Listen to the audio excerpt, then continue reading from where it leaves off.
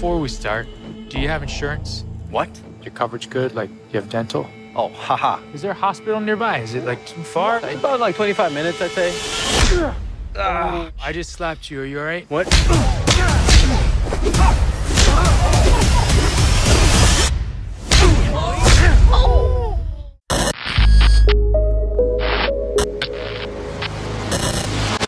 خب بعد از مدت‌ها انتظار فیلم رودهاوس یا ترجمه فارسی کافه کنار جاده یا رستوران کنار جاده از آمازون پرایم سرویس استریمینگ آمازون بیرون اومد.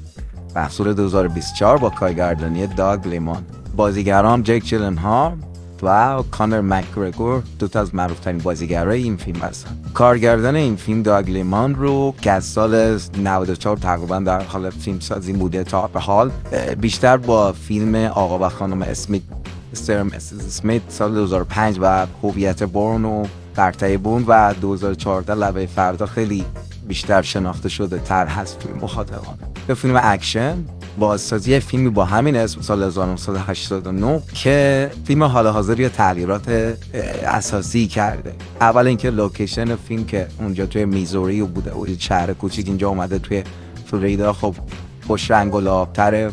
کاراکتر اصلی داستان که اونجا با بازی پاتریک سویزی بود، این مقدار کاراکتر ساکت‌تر. از نوع ورزش هم ورزش جوجیتسو بود. اینجا قهرمان داستان با بازی جک جیلنهال مبارز قدیمی UFC بوده که اول با مشکلات زیادی مواجه میشه. اول فیلم میبینیم که ماشینش از دست میده و یه سری اتفاقاتی که پیش میاد و مجبور میشه به پیشنهاد یک خانومی که صاحب این کافه‌ای که بعداً واردش میشه گوش کنه و بره اونجا کار بگیره. کار در ابتدا به نظر میاد که قرار محافظت کنه از مشکلاتی که توی کافه پیش بیاد، مثل باونسر یا محافظ بادیگارد، اما بعداً متوجه میشه که اونجا قانون شکنی هایی داره انجام میشه و یه سری خلافکار اونجا هستن کار مواد مخدر میکنن و پای اینم به داستان کشیده میشه و وقتی که میخواد بره اتفاقی میفته که مجبور میشه بمونه و با یک سری جریاناتی که به هر حال فیلم برای ما شکل میده که خیلی نمیخوام اسپویل کنم. نمرات خوبی گرفته تقریبا از منتقدین و توی IMDb هم بد نبوده نمرش.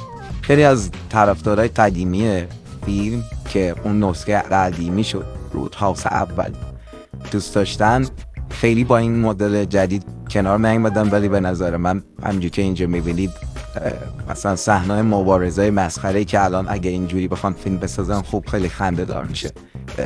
فیلم جدید خیلی رنگ و لعاب امروزی داره، ظاهر خیلی گرون قیمت‌تر و خوش‌تر و پر رنگ و لعاب‌تر با موسیقی خیلی اکتیو و صحنه‌های اکشن خیلی جذاب‌تر. بعضی صحنه‌هاش واقعا شما حس می‌کنید این صدای مشتا رو استخوان بدن شما انگار داره فرو میاد. خیلی این مسئله متفاوتش کرده با فیلم‌های اکشن. جک جیلنهال بازیگر اصلی این فیلم توی یکی از مصاحبه‌هاش اخیراً گفته بود که کارگردان داگ لیمان اومد پیش من و گفت میخوام یه جوری دعوا رو انجام بدیم که صحنه‌های مبارزه رو که تا حالا انگار صحنه‌های اینطوری هم تماشاچی قبلا ندیده باشن.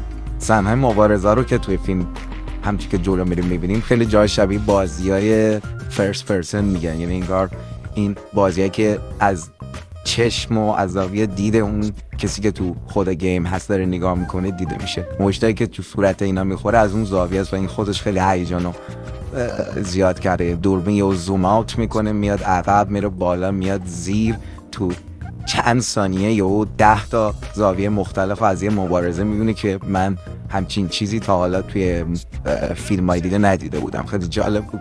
یکی از کاراکترهای جذابی که بعداً به فیلم اضافه میشه کاراکتر به اصطلاح نقش منفی هست که بازیگر اون کسی نیست جز کانر مکگرگور، یکی از شناخته شده ترین چهره‌ها در مسابقات UFC که با اون مدل راه رفتن خاصش که برندش یه جوره که اینجا هم همش می‌بینیم خیلی به صورت اغراق‌آمیزی اینو هی نشون میده و یه بازی خیلی کمدی جالبی ارائه داده اینجا که خیلی خوب نمیشه جدیش گرفت. یعنی صحنه یه جوری مثلا تو اینجا ببینید میخواد ماشین رو پارک کنه یا اینجوری ماشین اینطوری میاد پارک میکنه. از همون ابتدا مبارزه ها رو که میبینید خشونت بالای فیلم مشخصه که قراره چه چیزی در ادامه ببینید، چون همون اول یه صحنه خیلی کلوزآپ های نزدیک از صورت این مبارزه کننده ها نشون میده که منفجر میشه، این خون داره میپاشه در دیوار. از همون اول این حالت رو به شما میده که قراره این صحنه اکشنش یه ذره قرار حسابی شما رو به وجد بیاره.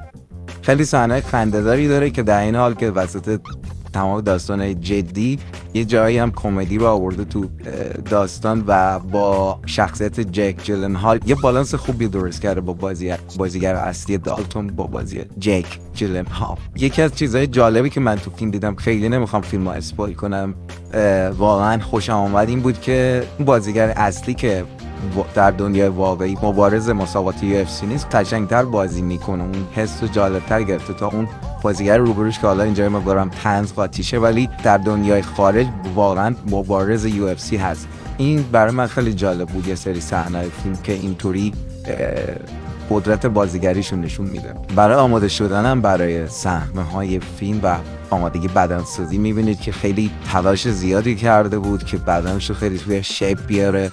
توی سالت پام تو فیلم قبلی یه بار نقش مبارز رو قبلا از جک دیده بودیم که خیلی خوب از اختش برآمده بود. این صحنه که میبینید فیلم برداری یه قسمتی از فیلم هستش که در بین مسابقات UFC در لاس وگاس در سال 2023 فیلم برداری شد که اونجا خیلی تماشاچی تعجب کرده بودن چون خب کانر مک‌گریگور رو میشناختن، تعجب کرده بودن که اینا کیان و یهو میان تو سالن شروع میکنن همدیگه رو زدن و این خیلی جالب بوده توی فیلم که موقع فیلم برداری همه شوکه شدن. خب اینم که نکات جالبش بود که وسط یه سری مسابقات رفته بودن این فیلم برداری یه چیز کرده بودن که همون تماشاچی‌ها مونده بودن و خیلی تشویق کرده بودن، ظاهرا خوششون اومده بود. در ابتدای فیلم یکی از بازیگرای جذابی که تو فیلم هست همون صحنه اول که مبارزه اول پست مالون هست که خواننده معروف مشهور هستش که جالبیه تو این فیلم هم یه نقشی رو اولش بازی کرده. صحنه‌های کمدی جالبی هم داره، مثلا صحنه زده خوردی که تو این کافه کنار کافه رستوران کنار دریا هستش هم خیلی جالبه. مثلا این دیالوگش اینجاش خیلی بامزه بود که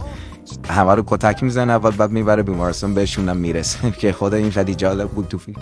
از اون قسمت‌های طنز خوبش بود. Thanks for the ride, man. Is that one a friend of yours? No, I just broke his arm. یه سری انتقاد شده بوده به بازی مک‌گریگور کانر که گفتن انگار که حالا به طنز گفتن این چرا اینجوری راه میرفته و انگار که بواسیر داشته. خود دیدم چیزای خنده‌دار بود، ولی اگه شخصیتشو بشناسین و اگه مسابقات UFC رو دیده باشین دقیقاً راه رفتنش مدلشو میدونی که اصلا یه قسمتی کاراکتر خودشه تو این فیلم بازی کرده، چیز عجیب و غریبی نیست، همین جوریه خودش. برای این جالب بود، من خوشم اومد، پیشنهاد میکنم حتما ببینید. تو این ایام عید براتون شاید یه سرگرمی خوبی درست کنه. شاد و سرحال باشین. It takes a lot to get me angry, but when I am, I just can't let go.